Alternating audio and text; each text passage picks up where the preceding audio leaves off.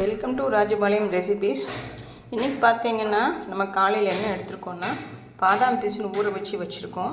இதில் வந்து பாலும் ஊற்றி சர்க்கரை போட்டும் சாப்பிட்லாம், இந்த மாதிரி தயிர் போட்டும் சர்க்கரை போட்டு சாப்பிட்லாம், இல்லை வெறும் தயிர் மட்டும் போட்டு கூட சாப்பிட்லாம். இது வந்து ப்ரோட்டீன் ரிச்சாக ஒரு சாலட். வந்து காலையில் நமக்கு சாதம், சாம்பார், கேரட் பொரியல், இது சாமிக்கு நெய்வேத்தியத்துக்காக ஒரு லட்டு. இன்றைக்கி பௌர்ணமிங்கிறதுனால இவ்வளோதாங்க இன்றைக்கி நம்ம காலையில் பிரேக்ஃபாஸ்ட்டு.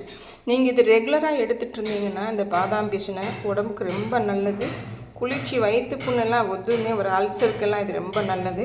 இந்த மாதிரி நீங்கள் முதல் நாள் நைட்டு ஊற வச்சிட்டிங்கன்னா இவ்வளோ அழகாக வந்துடும்.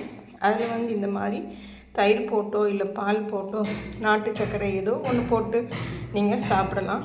இந்த சேலட் வந்து நல்ல ப்ரோட்டீன் ரிச்சுங்க. இந்த மாதிரி நீங்கள் எடுத்துக்கிட்டிங்கன்னா ரொம்பவே நல்லது உடம்புக்கு. இந்த மாதிரி ட்ரை பண்ணுங்கள். தேங்க்யூ.